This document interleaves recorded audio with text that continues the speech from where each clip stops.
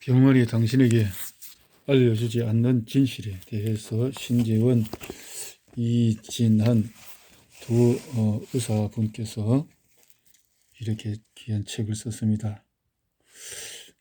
병원 약국 식품에 대해서 알아야 할 120가지에 대해 정리를 했는데, 가정의학과 전문의가 밝히는 오메가3와 전자파의 진실에 대해서 국립암센터 바람성 연구과장 명승권, 오메가3 지방산 식품으로 보충하라.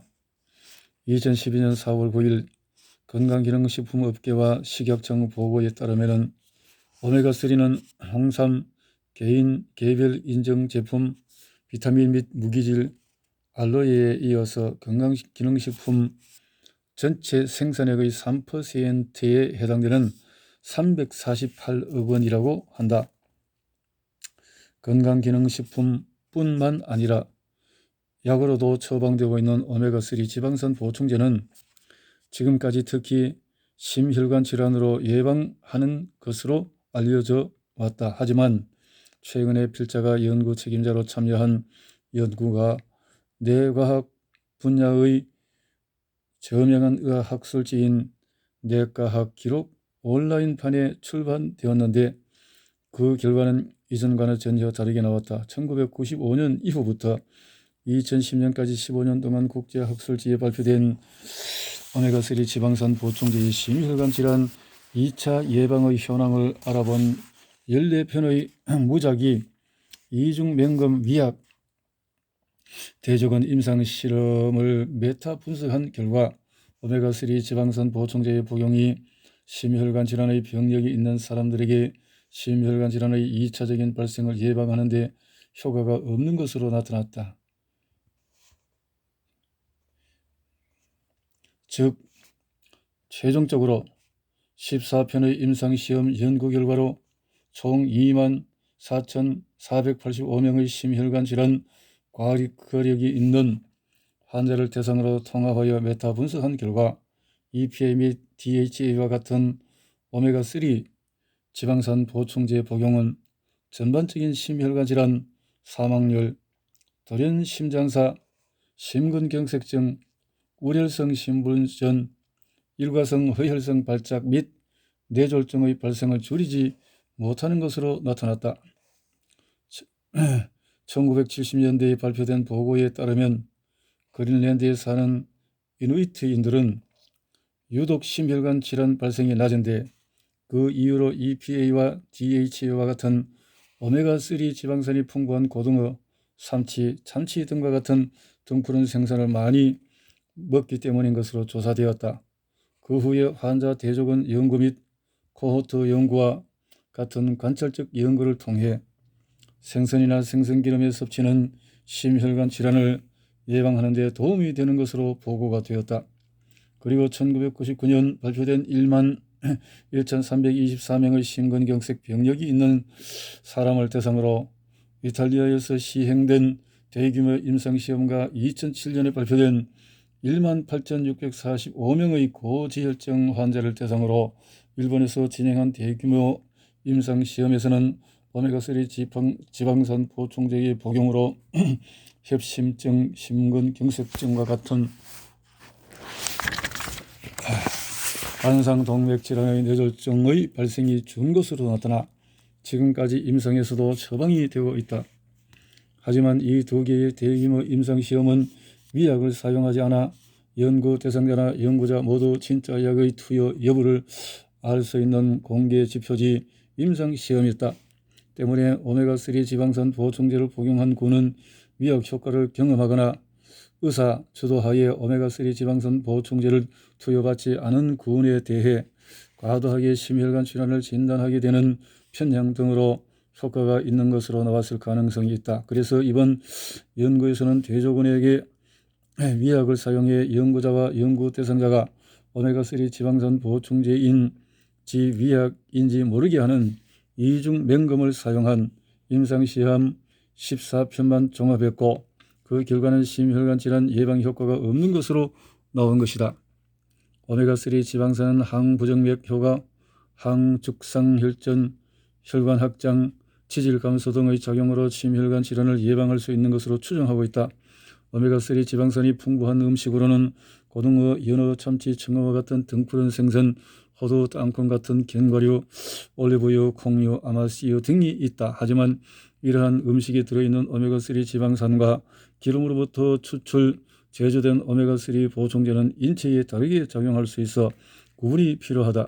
즉 생선이나 견과류를 통해 섭취할 때는 오메가3 지방산뿐만 아니라 다른 영양 성분이 함께 들어와서 인체에 긍정적으로 작용하는 것으로 추정할 수가 있고, 오메가3 지방산 보충제의 경우에 제품마다 함량에도 차이가 있으며 제조 과정에 합성 물질도 들어가기 때문이다. 현재로서는 심혈관 질환 병력이 있는 사람은 2차적인 심혈관 질환의 예방을 위해 오메가3 지방산 보충제 복용이 도움이 되지 않으며, 건강한 경우에는 그 효과에 대한 임상시험 자체가 거의 없기 때문에 더욱 복용을 권장할 수 없다. 대신에 오메가3 지방산이 풍부한 음식을 취할 것을 추천한다. 여기서 이 의사분이 굉장히 연구를 제대로 합리적으로 하지 아니했다는 증거는 이분이 실제적인 어떤 환자들에 대한 투여와 그 변화된 것을 보지 못했다라는 것을 또 이 데이터만 통해서 이렇게 저렇게 평가를 하고 있는 어떤 의사로서의 주류 의사의 어떤 주류 의사의 연구들은 거의 대부분이 제대로 된 거기에 대한 자금이나 투자하지 않고 제약회사야만 투자하기 때문에 많은 투자를 하기 때문에 제대로 된 연구가 없는 속에서 되어진 것이다라는 것을 볼 수가 있고, 미국 의사약전 처방전으로 오메가3 리졸브가 처방전으로 들어가서 임상 데이터가 되어 있는 이런 제품도 있는데, 그냥 일반적인 화학이라든가 이런 성분이 좀 여러 가지 복합적으로 정제가 되지 아니하는 이런 잘못된 제품들을 통계로 해서 이렇게 데이터를 내버리면 다 효과가 없는 것으로 나타날 수밖에 없다라는 것을 생각을 할 수가 있는데, 이런 부분을 좀 정리를 해서 말하지 않는 것은 이 분이 의사이기 때문에 주류 의사로서의 어떤 그런 데이터와 또 연구를 가지고만 이렇게 함부로라고 말하고 싶네요. 정말 함부로 이렇게 말을 하고 있다라는 것을, 이것은 정말 내가 아는 상식에서 너무 틀리고, 또 오메가3를 통해서 얼마나 많은 심혈관, 특히 찌릿찌릿해서 가슴이 통증이 오는 사람도 심장 수술을 앞두고 미리 좀 많은 양을 섭취를 해서 괜찮아지는 것을 보고 계속 섭취해서 결국은 수술을 받지 않는 사례도 있는 것을 보게 되기 때문에 이런 부분은 제대로 공부를 해야 될 것 같습니다. 자, 넘어가서 휴대전화가 종양을 키운다. 2011년 5월 31일 세계보건기구 산하 국제암연구소에서는 휴대전화를 사용하면 뇌종양의 일종인 신경교정의 위험성이 높아진다는 근거하에 휴대전화 사용 시에 방출되는 무선 주파수 전자기장을 인체에 암 발생이 가능한 것으로 분류한다고 발표해 한동안 세상이 떠들썩했다.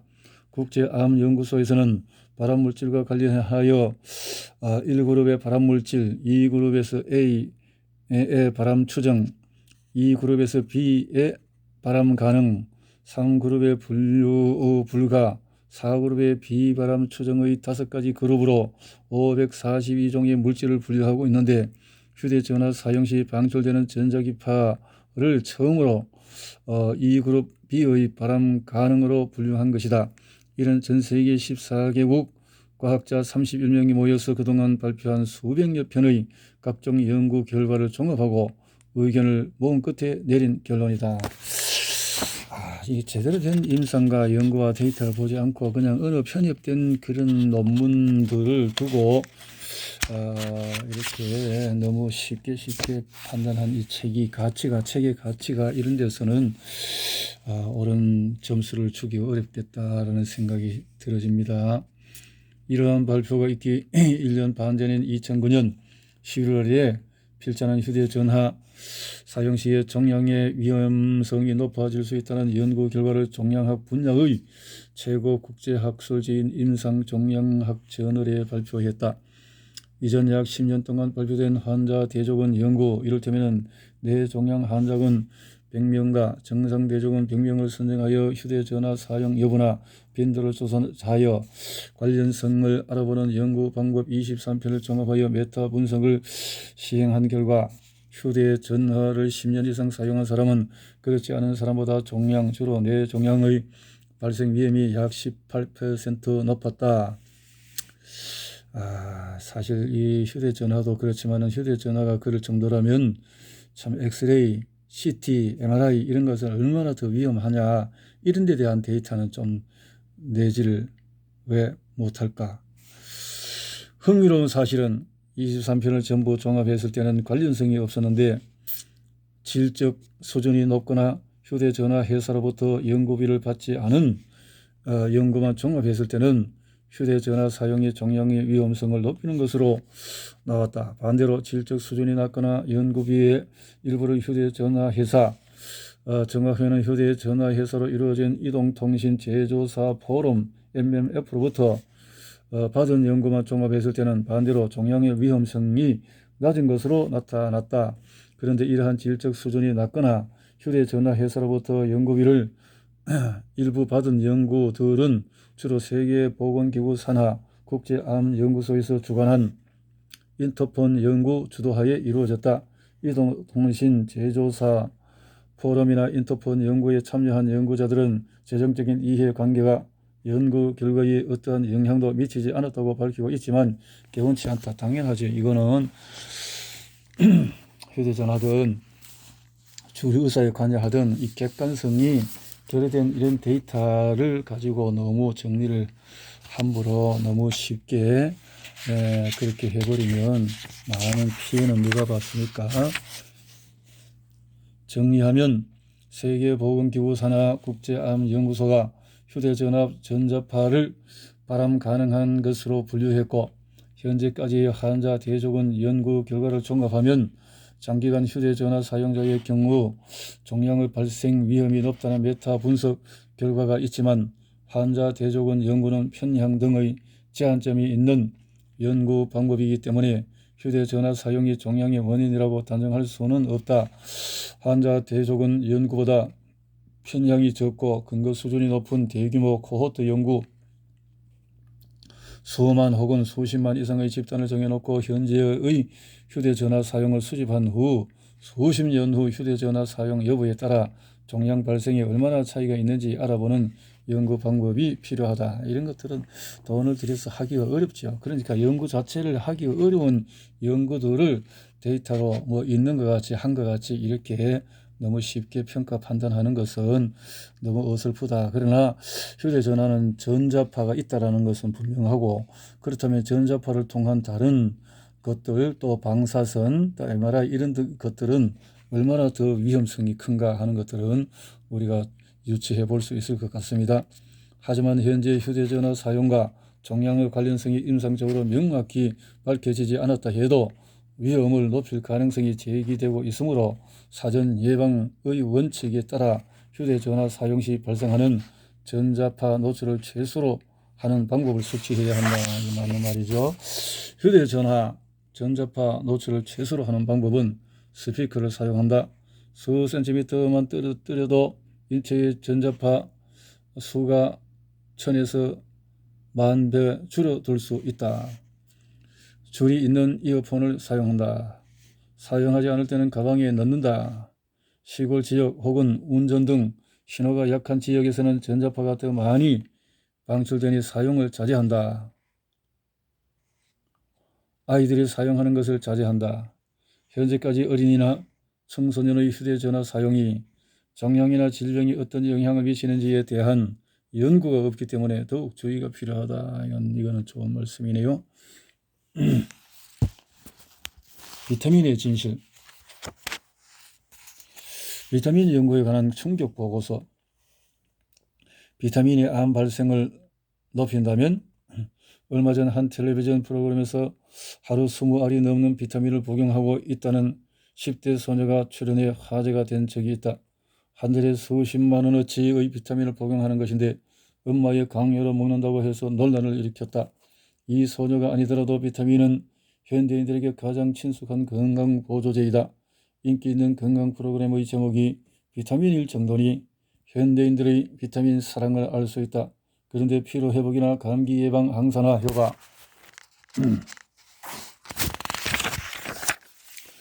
인한 항암 작용 등으로 알려진 비타민 효능은 과연 사실일까?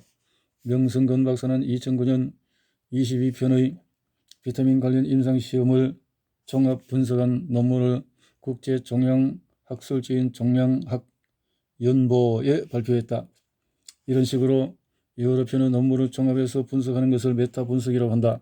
메타 분석은 많은 연구 결과를 종합하는 것이기 때문에 신뢰성이 상당히 높은 연구 방법이다. 그런데 그 결과가 잘못 충격적이었다.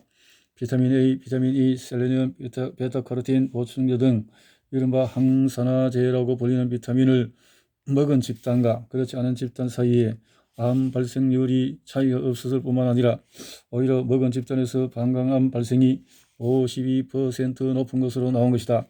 비타민이 암 발생을 높일 수 있다니 어찌 놀랍지 않겠는가. 그런데 이런 연구 결과가 새삼스러운 것은 아니다.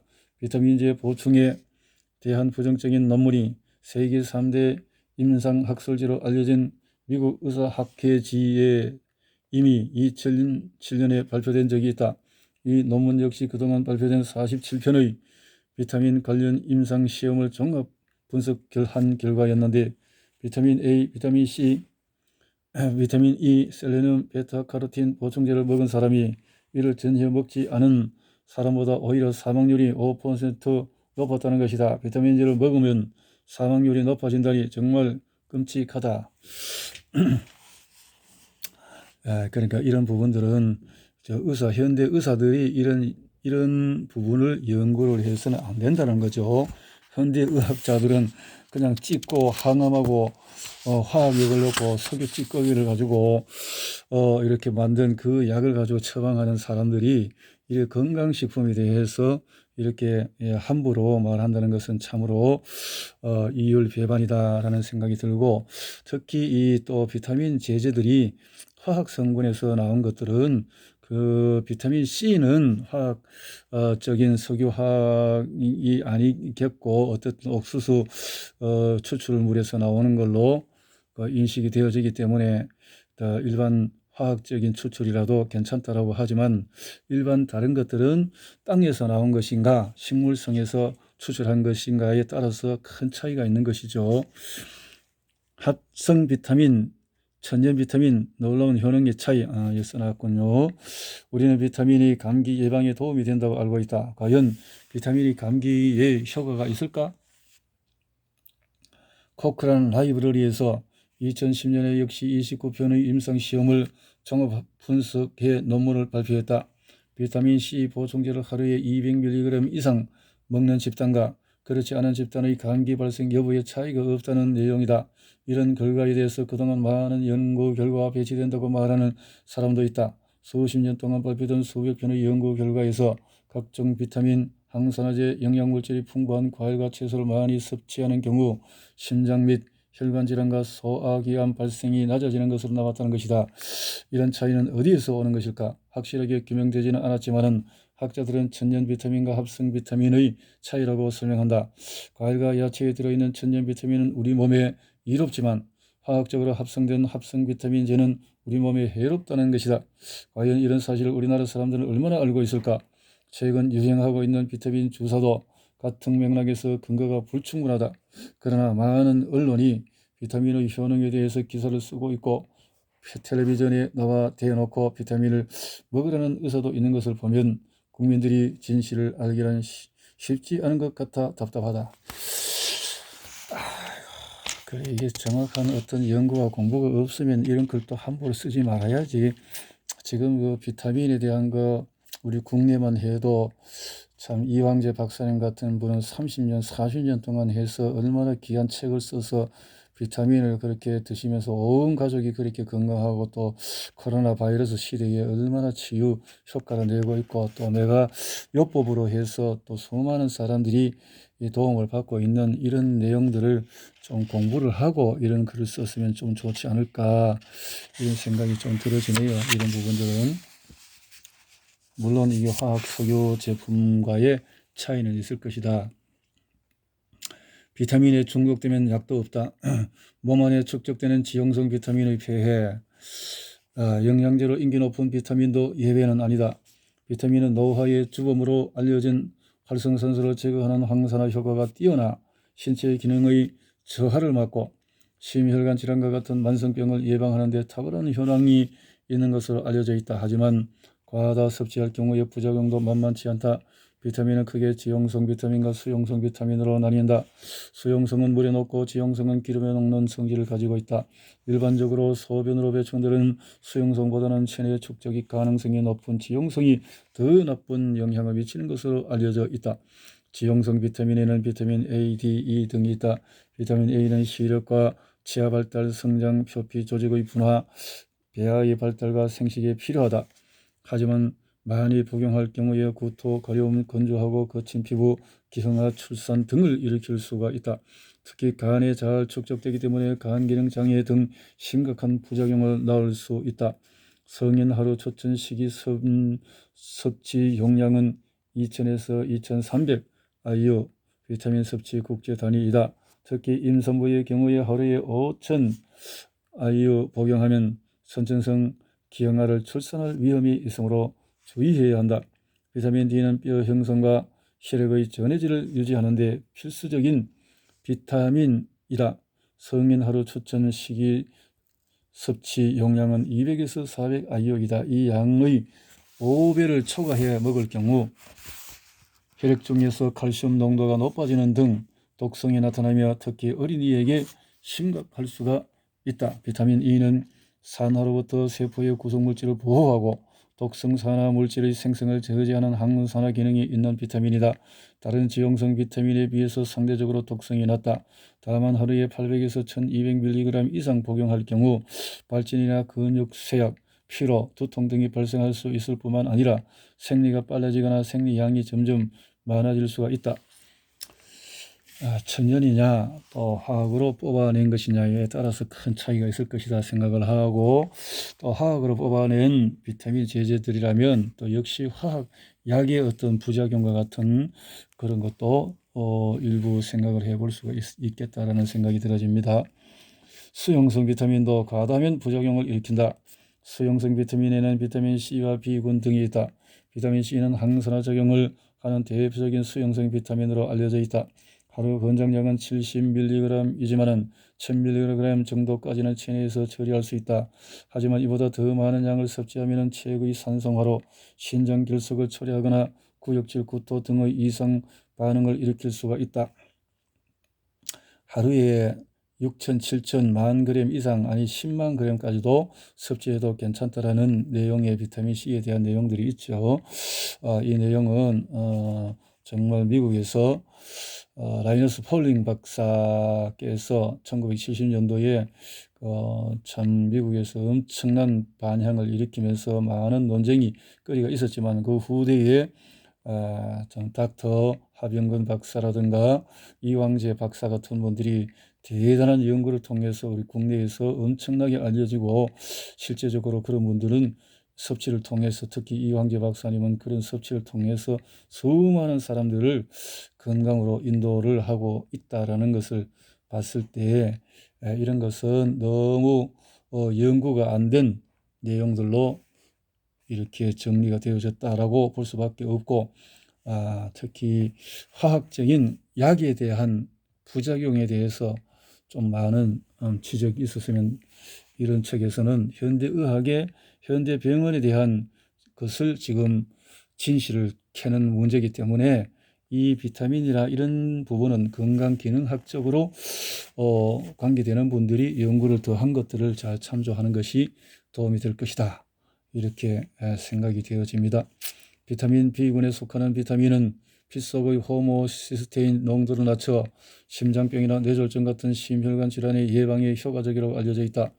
호모시스테인은 메티오닌이나 아미노산이 분해되면서 나오는 유해 물질을 혈관벽을 파괴시켜 혈전이를 생기게 한다. 비타민 B군의 대표적인 비타민은 비타민 B1, 엽산, 피리독신 등이다. 비타민 B1은 탄수화물의 대사, 정상 성장 유지, 신경 자극 전달 등의 기능을 하는 비타민이다. 비타민 B1이 부족하면 다리가 붓는 각기와 말초 신경염, 베르니케 뇌병증, 안구건조 장애, 정신혼란 등의 발생할 수 있다. 하지만 과하게 먹을 경우에 가려움, 두드러기, 무력증, 발한, 호흡기 부종 등이 나타날 수가 있다. 이런 데이터가 어디서 이렇게 나왔을까?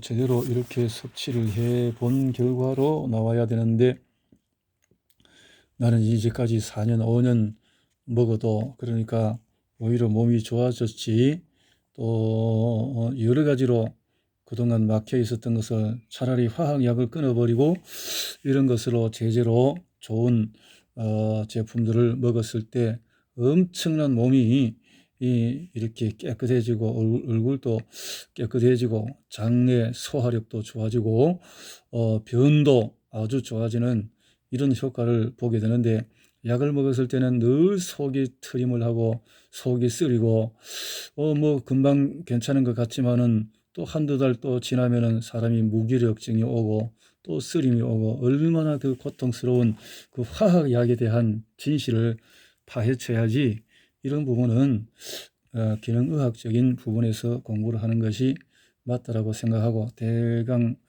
훑어서 보고 넘어가도록 하겠습니다. 엽산과 피리독신도 적정량 복용해야 한다. 엽산은 건강한 적혈구 생산 및 핵산과 아미노산 합성 등에 반드시 필요한 비타민이다. 결핍될 경우에 골수에서 크고 비정상적인 적혈구가 만들어지고 정상 적혈구는 줄어드는 거대 악우성 빈혈을 일으킨다. 특히 임신 기간 중에 엽산 결핍은 신경관 결손의 원인이 된다. 이 때문에 임신한 산모는 기형아 출산 방지를 위한 비타민으로 복용하기도 한다. 엽산의 성인 하루 추천 시기 섭취 용량은 0.2에서 0.25mg이다.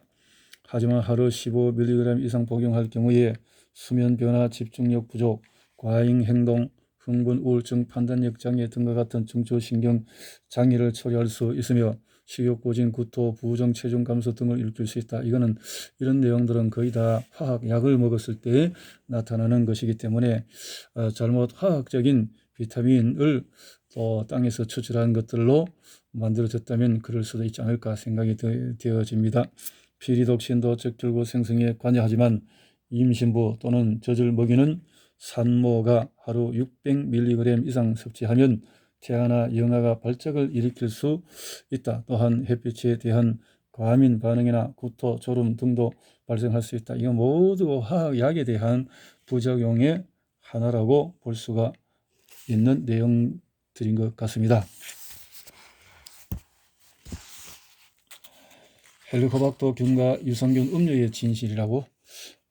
참 이런 것들은 참 건강기능 의사들이 연구할 수 있도록 놔두지 어떻게 이 책에서 이런 것까지 다 터치를 했을까요? 병원이 말하는 것만 말을 해야 될 거 아니에요? 과정 광고에 쏙지 마라. 헬리코박터균을 없애는 유산균 식품은 없다. 헬리코박터균을 꼭 없애야 되나요? 2005년 10월 3일 개천절 스웨덴 카롤린스카 의과대학 노벨상 선정위원회가 노벨의학상을 발표한 날이다. 이날 관련 기사를 쓰기 위해서 긴장된 시간을 보내고 있었다. 짧은 시간 내에 모든 취재를 끝내고 기사를 마감해야 했기 때문이다. 오후 6시쯤 발표된 노벨의학상은 위궤양과 십이지장 궤양의 주범인 헬리코박터 파일로리 발견과 진단 및 치료법을 연구한 호주의 병리학자 로빈 워런과 내과의사 베리 마셜 박사에게 돌아갔다. 순간 놀라고 당황했다. 헬리코박터 발견한 의사 베리 마셸은 2001년부터 최근까지 한국 야쿠르트사의 유산균 음료 윌의 광고 모델로 활동해 국내에서도 친숙한 인물이다. 이 때문에 헬리코박터 프로젝트의 대표적인 제품인 윌은 일반인들에게 헬리코박터 파일로리를 박멸하는 유산균 음료로 널리 알려졌다. 헬리코박터 파일로리는 위염, 위궤양, 십이지장 궤양을 일으키는 세균이다. 또한 이를 없애버리면 궤양을 낫게 할 뿐만 아니라 재발을 막아주기 때문에 이 세균은 반드시 치료해야 한다. 하지만 실제로 윌이 그런 작용을 할까? 전문가들은 윌 관련 TV 광고 어디에서도 헬리코박터 파일로리를 박멸한다는 내용은 없다고 지적한다. 이는 시청자가 그 균을 박멸하는 식음료로 착각하게끔 광고를 내보낸 것일 뿐이라는 것이다. 이 광고에서처럼 유산균 식품으로는 헬리코박터 균을 없앨 수 없으며 심지어 한두 알의 항생제로도 치료되지 않는다. 헬리코박터 파일로리를 오히려 미생물군의 유익균을 통해서 유해균을 줄여나가면 그것이 서로 생존의 상생을 통한 건강을 유지할 수 있는 그런 부분으로 연구한 것을 본 것 같은데 한번 더 보겠습니다. 지독한 헬리코박터균 퇴치법. 그럼 헬리코박터균은 어떻게 치료해야 할까?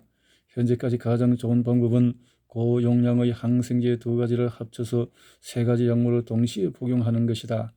항생제가 들어가면 그 폐해가 얼마나 큰 것을 꼭 이렇게 해서 없애야만 한다 하는 것은 꼭 세균을 없애야만 된다라는 그것 때문에 또 세균의 내성까지 생기게 되는 것이 병원의 지금 현재의 현실, 이런 부분을 좀 다뤄야 될 것이 아닌가. 많은 양의 항생제를 먹어야 하므로 양냄새가 계속 난다든지 속이 더부룩하거나 구토, 설사 등의 불편이 따른다. 약을 걸으면 세균이 잘 죽지 않으므로 환자는 약을 먹는 데 곤욕을 치러야 한다. 아침 저녁으로 일주일만 먹으면 되는 것이 그나마 다행이지만 15%는 완전히 없어지지 않고 재발한다. 그러므로 일단 세균을 치료하기로 마음을 먹었다면 복용 기간에는 절대 술을 먹어서는 안 되며 100% 그러지 않고 복용해야 한다. 그렇게 해도 항생제를 이기고 내성균이 생기기도 한다. 그만큼 균이 지독하다는 말이다. 그러니까 이렇게 찢고 없애고 제거하고 이런 의학이 현대의학의 이 병폐다라는 것을 다시 한번 보게 되어집니다. 따라서 광고를 볼 때는 윌처럼 소비자를 착각하게 만드는 식이음료는 없는지 살펴야 한다. 헬리코박터균은 만성 위염을 일으키고 노인에게 일어나는 위의 위축을 가속화시키고 위암이 잘 생길 수 있는 조건을 만든다. 그러나 헬리코박터균이 반드시 모든 사람에게 위암을 일으키는 것은 아니다. 또 이미 위축성 위염이나 상피세포의 변형이 있는 경우는 항생제로 균을 없애더라도 위암을 예방할 수 없다는 것이 전문가들의 의견이다. 우리나라에서는 헬리코박터균이 발견된다고 해도 아무 증상이 없거나 단순 위염일 때는 굳이 이를 제거하지 않는다. 그런다고 해서 위암을 예방할 수도 없거니와 전 국민의 70%에 해당하는 헬리코박터균 감염자들을 항생제로 치료하려면 막대한 예산이 들고 자칫 항생제로 없애기 힘든 내성균만 늘어날 수 있기 때문이다. 이건 아주 잘 정리한 것 같습니다. 그러므로 전국의 헬리코박터균 감염자를 모두 치료하는 방법으로 항생제 치료법은 적절하지 않으며 효과적인 예방법이 개발될 때까지 기다려야 한다. 서울 성모병원 소화기내과 최명규 교수는 헬리코박터가 위 질환의 주범임은 분명하지만 아무 증상이 없는데도 헬리코박터균 검사를 할 필요는 없다. 혹시 우연한 기회에 발견되더라도 너무 걱정하지 말고 필요한 경우 위궤양, 십이지장 궤양, 림프종 등에만 정해진 원칙대로 치료받으면 된다고 말했다.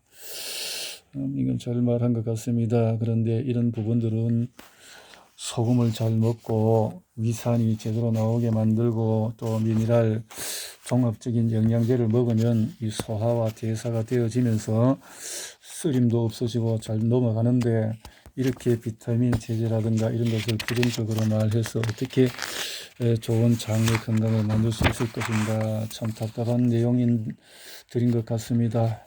이런 내용들은